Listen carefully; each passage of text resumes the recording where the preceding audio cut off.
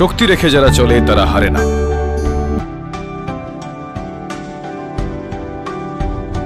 ব্যর্থতা একটা পরীক্ষা মাত্র।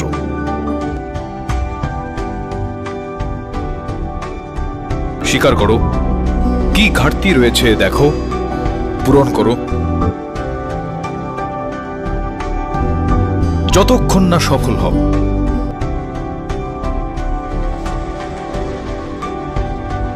শান্তির ঘুম ত্যাগ করো, লড়াই করো।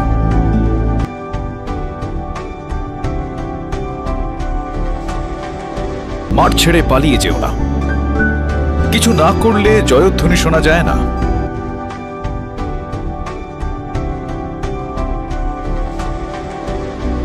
যে শক্তি রেখে চলে সে হারে না কখনো।